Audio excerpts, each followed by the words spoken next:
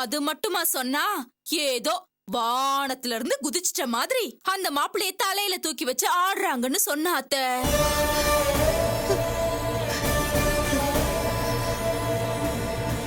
அப்படியெல்லாம் பேசாத அர்ச்சனா. அவங்க மாப்பிள்ளைக்கு தானே மரியாதை கொடுக்கறாங்க, அதுல என்ன தப்பு இருக்குன்னு கேட்டேன். அதுக்கு அவ என்ன சொன்னா தெரியுமா அத்தை? அவங்க ஒண்ணும் மாப்பிள்ளைக்கு மரியாதை கொடுக்கல, அவர்கிட்ட இருக்கிற காரு பணம் காசு பங்களாக்கு தான் மரியாதை கொடுக்கறாங்கன்னு சொல்றா அத்தை.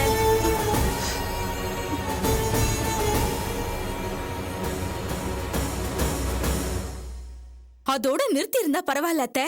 அதுக்கப்புறம் ஒரு வார்த்தை சொன்னாலே அப்பா, என்னால காது கொடுத்து கேட்க முடியல, காது கூசுச்சு. அப்படி என்னம்மா அவ சொல்லிட்டா? வேண்டாம் மாமா, காவியா வேற இங்க இருக்கா. ஏன், என்ன பத்தி ஏதாவது சொன்னாலா? இல்ல காவியா, நான் அதை சொன்னேன்னா உங்க யாராலையும் அதை தாங்கிக்க முடியாது. பரவாயில்ல, அது என்னோடவே இருக்கட்டும். இவ்வளவும் சொல்லிட்ட, அதை மட்டும் ஏன் மறைக்கிற? சொல்லு, அர்ச்சனா என்ன சொன்னா? ஐயோ, எல்லாரும் என்ன இப்படி வற்புறுத்தி கேக்குறீங்களே, நான் என்ன செய்வேன்? அர்ச்சனா சொன்னா எங்க அம்மா அந்த மாப்பிள்ளை கால்ல விழுந்து மன்னிப்பு கேட்டதும் இல்லாம என் புருஷனை வேற அந்த மாப்பிள்ளை கால்ல விழுந்து மன்னிப்பு கேட்க சொன்னாங்க. அதுக்கு நான் ஒத்துக்கல. அதனால எங்க அம்மா கொஞ்சம் வருத்தம் ஆயிடுச்சு. போதா குறைக்கு இந்த காவிய வேற என் புருஷனை ஹோட்டலுக்கு கூட்டிட்டு போய் அவர் அவமானப்படுத்தினான்னு நான் சொன்னதுக்கு சும்மா பேச்சுக்கு அவளை நான் மன்னிப்பு கேட்க அனுப்புறேன்னு சொன்னாங்க. ஆனா அவ வரவே இல்லையே. ஏன்னா நாங்க அவங்களுக்கு முக்கியம் இல்லையே. இப்ப அந்த மாப்பிள்ளை தானே பெருசா போயிட்டாரு. அந்த மாப்பிள்ளை தான் காவியாவுக்கு புருஷனா அமைஞ்சே தீரணும். அப்பதானே இவங்களுக்கு அந்தஸ்து மரியாதை கௌரவம்னு சொன்னா அத்தை. அப்புறம் சொல்ற அத்தை, என்ன பெரிய கௌரவம் அந்தஸ்து? காரு பணம் காசு பங்களா இருந்தாத்தான் அந்தஸ்தா? ஒழுக்கமும் மரியாதையும் இருந்தாத்தான் அந்தஸ்துன்னு எனக்கு சொல்லி சொல்லி வளர்த்தாங்க எங்க அம்மா. இப்ப அவங்களே எல்லாத்தையும் மறந்துட்டு இவ்ளோ கேவலமா நடந்துக்கிறாங்களே எங்க அம்மான்னு வாய்க்கூசாம சொல்ற அத்தை. கடைசியா ஒரு வார்த்தை சொன்னா பாருங்க அத்தை, சொல்லவே எனக்கு நாக்கு கூசுது. மாப்பிள்ளை மட்டும் கல்யாணத்துக்கு முன்னாடியே சாந்தி முகூர்த்தம் பண்ணினாதான் தாலி கட்டுவேன்னு சொன்னா, வெளிநாட்டு மாப்பிள்ளை தானே, அப்படிதான் இருக்கும், பரவாயில்லன்னு ஒத்துக்குவாங்கன்னு சொன்னா அத்தை.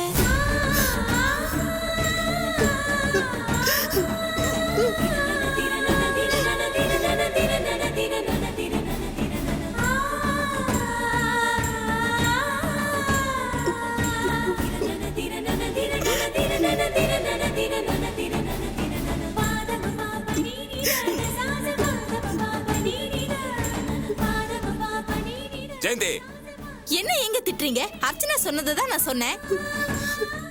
அர்ச்சனாவா அப்படி சொன்னா? நிஜமாதான் சொல்றேன் காவியா, அவ அப்படிதான் சொன்னா. நான் என்ன பொய்யா சொல்ல போறேன்? அவ அந்த வார்த்தை சொன்ன பிறகு இனிமே இவகிட்ட பேசி பிரயோஜனம் இல்லைன்னு வேதனையோட வீட்டுக்கு திரும்பி வந்தேன்.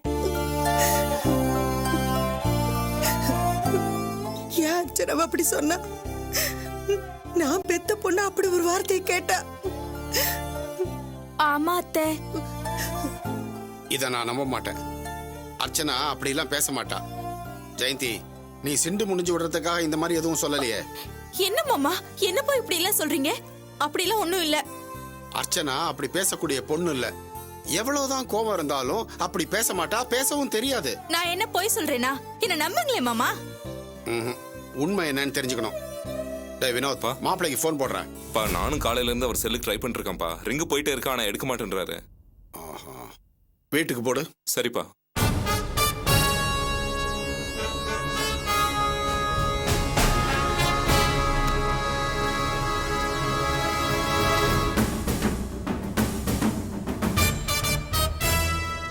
என்னடா லைன் போகுதா? ரிங் ஆகுதுப்பா, இந்தாங்க.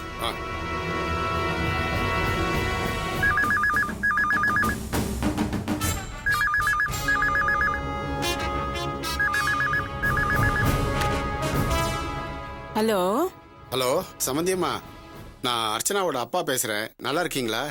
இத கேட்கறதுக்காக தான் இந்த நேரத்துல போன் பண்ணீங்களா? அர்ச்சனா கிட்ட கொஞ்சம் பேசணும். அவளை கொஞ்சம் கூப்பிடுறீங்களா?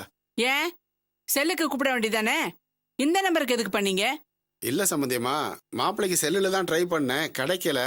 ஒருவேளை பிஸியா இருக்காரோன்னு. கொஞ்சம் கூப்பிடுறீங்களா? ராணி, ஏய் ராணி. வரேம்மா. என்னம்மா?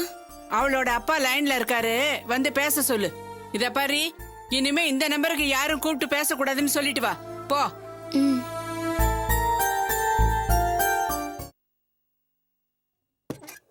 அண்ணி, போன் வந்திருக்கு. யாரு? உங்க அப்பா. அப்பாவா? அப்புறம் அண்ணி, இனிமே இந்த நம்பருக்கு உங்க வீட்ல இருந்து யாரும் கால் பண்ணக்கூடாதுன்னு அம்மா சொல்ல சொன்னாங்க.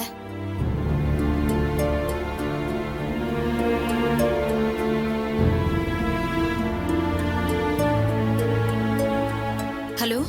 ஹலோ அர்ச்சனா, நான் அப்பா பேசுறேம்மா. ஆ சொல்லுங்கப்பா. என்னத்தம்மா சொல்றது? கேட்ட உடனே அப்படியே ஆடி போயிட்டேன். ஆமா, ஜெயந்தி அங்க வந்திருந்தாளா? ஆமாப்பா, வந்தாங்க. ஜெயந்தி கிட்ட நீ பேசினதெல்லாம் உண்மைதான்ப்பா.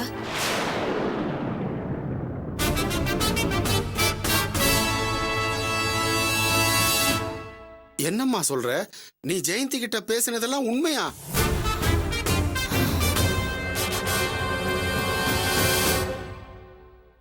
ஏன் நான் அப்படி பேசக்கூடாதா? எங்களுக்குன்னு மான ரோஷன் ஒண்ணு இருக்காதா? பொறுத்து பொறுத்து போறதுக்கு நாங்க என்ன புள்ள பூச்சியா? இதுக்கு மேல எங்களால அவமானத்தை தாங்கிக்க முடியாதுப்பா. அர்ச்சனா, நீ என்னம்மா பேசுற? போதும், இது வரைக்கும் நாங்க அவமானப்பட்டதெல்லாம் போதும். யார் யாரோ எங்களை என்னென்னமோ பேசியிருக்காங்க. அப்பெல்லாம் எங்க மனசு வலிக்கல. ஆனா இன்னைக்கு பெத்த தாயே காசு பணம் செய்யற தொழில் வித்தியாசத்தை பார்த்து எங்களை அவமானப்படுத்தி பேசுறாங்க. அதை என்னால தாங்கிக்க முடியல. இனிமே உங்ககிட்ட பேசுறதுக்கு என்ன இருக்கு? போனை வச்சிருங்க. அர்ச்சனா, அர்ச்சனா.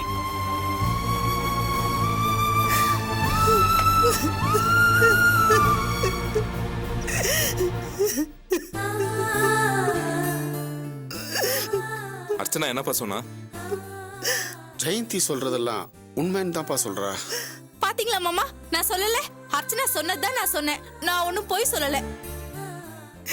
ஐயோ கடவுளே கடவுளே, என் பொண்ணு வாயிலேருந்து இப்படி ஒரு வார்த்தையை கேட்கவா நான் இன்னும் இருக்கேன். என்ன போய் பணம் காசு வெறி பிடிச்சவன்னு சொல்றாளே, என்னால தாங்கிக்க முடியலையே கடவுளே. அம்மா அழாதம்மா, அர்ச்சனாக்கு ஏதோ பைத்தியம் பிடிச்சிருக்குன்னு நினைக்கிறேன். வேற யாராவது இப்படி சொல்லியிருந்தா கூட நான் கவலைப்பட்டிருக்க மாட்டேன். என் பொண்ணு வாயிலேருந்து இப்படி ஒரு வார்த்தை வரணுமா? என் பொண்ணுங்களுக்கெல்லாம் நல்ல இடத்துல கல்யாணம் பண்ணி வைக்கணும்னு ஆசைப்பட்டேன். அவளுக்கும் அப்படி ஒரு கல்யாணத்தை பண்ணணும் தானே நான் நினைச்சேன். இதுல என்னமா தப்பு இருக்கு? நான் அப்படிப்பட்ட பொம்பளையா? என்ன போய் பணம் காசு வெறி பிடிச்சவன்னு சொல்றாளே, அதுதான் என்னால தாங்கிக்க முடியல. இப்படி ஒரு வார்த்தையை கேட்டுட்டு இனிமே நான் எப்படிமா நிம்மதியா இருக்க போறேன்? என் வயித்துல பிறந்தவளுக்கு எப்படி இப்படி எல்லாம் பேச வந்தது? என்ன நேர்ல பார்க்கும்போது நிச்சயமா வந்துடுறேன்னு சொன்னால, எப்படி இப்படி திடீர்னு மாறினாவ?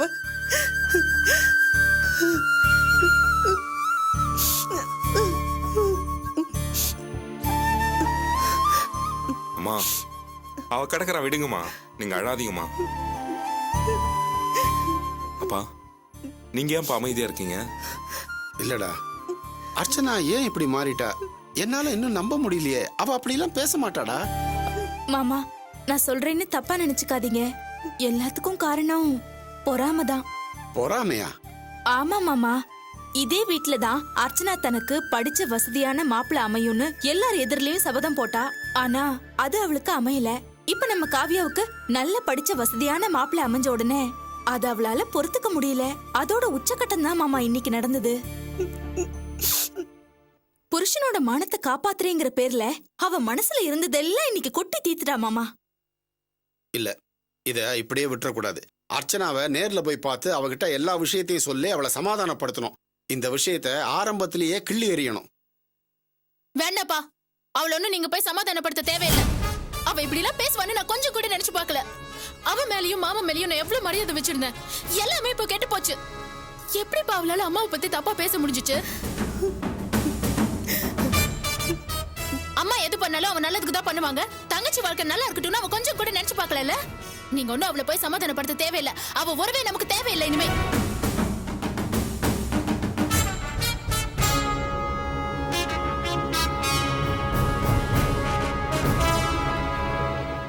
இனிமே என் கல்யாண விஷயமா நீங்க போய் அவளை கூப்பிட தேவையில்லை. நானும் அவளை கூப்பிட மாட்டேன். அப்படி சொல்லாத காவியா, அவ உன் அக்கா. அவன் என் அக்காவா? அவளுக்கு அப்படி ஒரு எண்ணம் இருந்திருந்தா தேவையில்லாம அவ அம்மாவை பத்தி அப்படி பேசிருக்க மாட்டா. நீங்க போய் இப்ப கூப்பிட்டீங்கன்னா அம்மாவை பத்தி அவ சொன்னதெல்லாம் உண்மையாயிடும். தேவையில்லப்பா, இனிமே அவளை கூப்பிட தேவையில்லை. அம்மா, நீங்க உள்ள வாங்கம்மா. பிரியா, ரம்யா, சரி எழுந்துறீங்கம்மா. அழாதீங்கம்மா. வாங்க, வந்து மாத்திரை போட்டுக்கோங்க. வாங்கம்மா, சொன்னா கேளுங்கம்மா.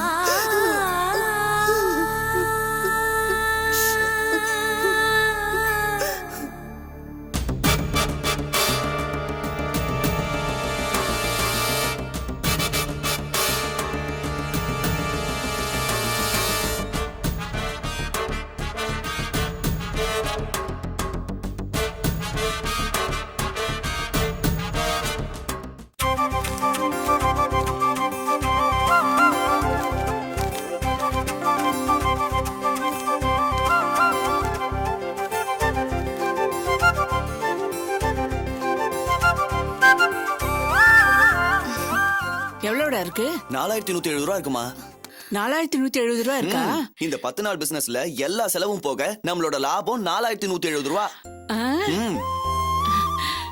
ரொம்ப சந்தோஷமா இருக்குடா வாசு. 10 நாள்ல 4000 ரூபாய்க்கு மேல சம்பாதிச்சிருக்கோம். பொறுப்பு இல்லாம இருக்கியே, வாழ்க்கையில எப்படி முன்னுக்கு வரப்போற, என்ன பண்ண போறியோன்னு நான் உன்னை நினைச்சு ரொம்ப கவலைப்பட்டுட்டு இருந்தேன்டா. ஆனா இன்னைக்கு பொறுப்பா சொந்தமா ஒரு தொழில் செஞ்சு 10 நாள்ல 4000 ரூபாய்க்கு மேல சம்பாதிச்சு இப்படி நடு வீட்டுல உட்காந்து எண்ணிட்டு இருக்கியே, அத நினைச்சா ரொம்ப பெருமையா இருக்குடா. ஏமா என்னவோ வாசு மட்டும் தான் இந்த வேலையை செஞ்ச மாதிரி இவ்ளோ சந்தோஷப்படுறீங்க? இதுக்கு ஐடியா கொடுத்ததே ரேவதி தான். இதுல உங்க கைப்பக்குவம் வேற. நான் கூட ஹெல்ப் பண்ணிருக்கேமா, ஞாபகம் வச்சுக்கோங்க. ஏண்டி, என்னதான் நாம பொம்பளைங்க வீட்டுல வேலை செஞ்சாலும் அவன் தானடி ரோடு ரோடா கடை கடையா போய் வித்துட்டு வந்திருக்கான். பொம்பளைங்க நம்மளால இந்த மாதிரி அலைய முடியுமாடி? சரி விடுமா. இதுல என்னோட உழைப்பு மட்டும் இல்ல, நம்ம எல்லாரோட உழைப்பும் இதுல இருக்கு. ஆமா, இந்த காசை வச்சு என்ன பண்ணலாமா?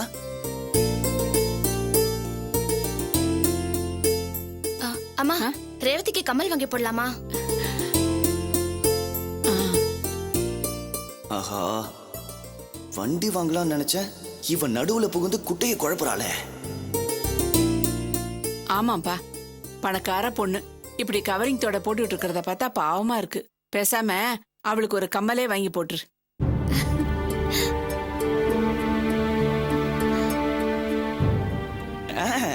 வாங்கலாம். என்ன 4000 ரூபாய்க்கு அரை பவுனோட கம்மியா சின்ன கமலா தான் கிடைக்கும். சின்ன கமல் இவளுக்கு நல்லாவா இருக்கும்?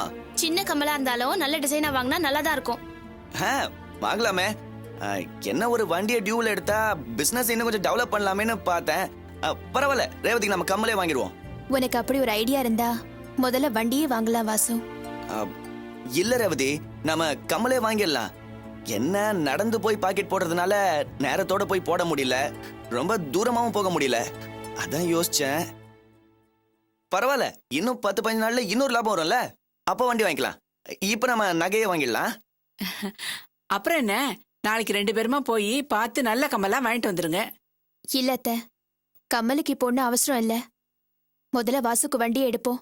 நமக்கு தொழில் தான் முக்கியம். இல்ல ரேவதி, நம்ம கம்மலே வாங்கிடலாம். சொன்னா கேளு வாசு. முதல்ல தொழிலை டெவலப் பண்றதுக்கு எது முக்கியமோ அதை வாங்குவோம்.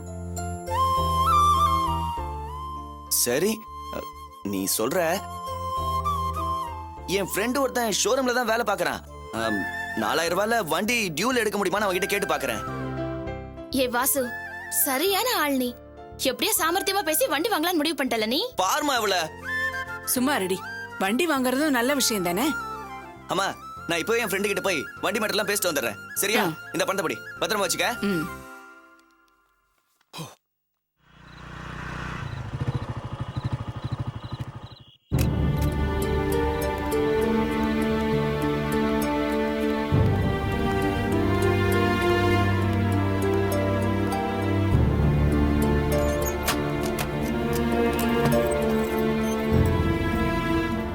என்ன இன்னைக்கு லேட்டா வந்திருக்க?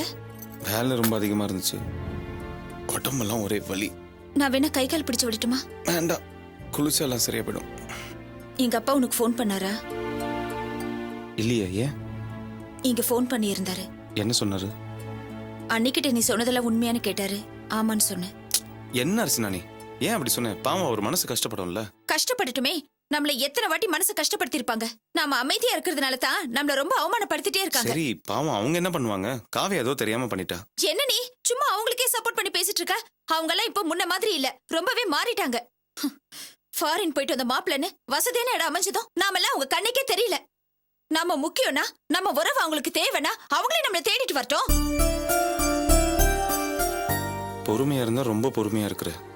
கோவம் வந்தா அப்படி படார் படாருன்னு பேசிடுற. உன்னை புரிஞ்சுக்கவே முடியல.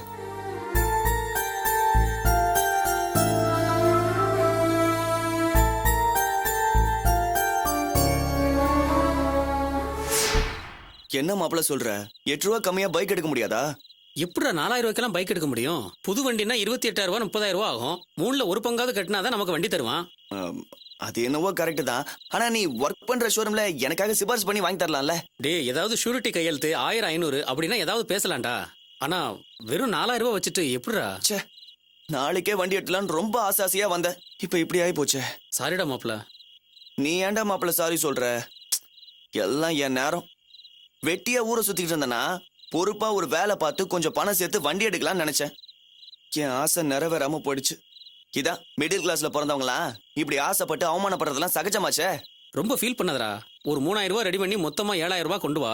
என் ஆபீஸ்ல பேசி உனக்கு வண்டி எடுத்து தரேன்டா. 3000 ரூபாய்க்கு நான் எங்கடா போறது? டேய், உன் அண்ணன் செல்வம் கிட்ட கேட்கலாம்ல. சாரிடா, நான் பழைய ஞாபகத்திலே சொல்லிட்டேன். உங்க அண்ணனுக்கு உனக்கும் பிரச்சனை இல்ல. நல்ல நேரத்துல நல்ல ஐடியா கொடுத்தாடா. என்னடா சொல்ற? இப்பதான்டா எனக்கு நல்ல ஞாபகமே வருது. அவன் எனக்கு வட்டி பணம் தரணும்டா. 3 மாசமா தரவே இல்ல. அந்த பணம் வந்தா போதும், இன்னைக்கே வண்டி எடுத்துடலாம். நாளை காலையில நான் பணத்தோட வரேன், நாம வண்டி எடுக்கிறோம். ஓகேவா? ஓகே மச்சான். வா, டீ சாப்பிடுவோம். வா. வீட்டுக்கு போமா? நான் வரலப்பா, நான் இந்த கூண்டுக்குள்ளே இருந்துடுறேன். இந்த புறாவுக்கு போற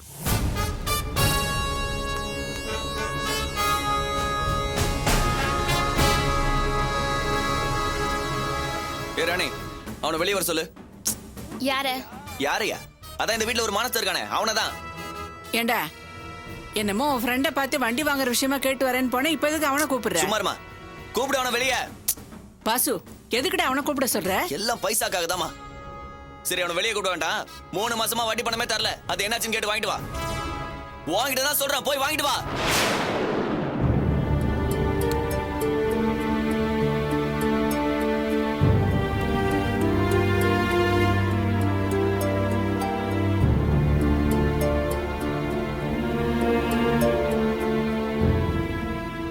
அண்ணா, சாப்பிடுறீங்களா? நான் அப்புறம் வரேண்ணா. என்ன விஷயம் சொல்லு. இல்லண்ணா, நீங்க சாப்பிடுங்க, நான் அப்புறம் வரேன். ராணி, அங்க ஏன் தயங்கி கேட்டுட்டு இருக்க? எனக்கு வட்டி பணம் இப்போ வேணும். என்னாச்சுன்னு கேளு.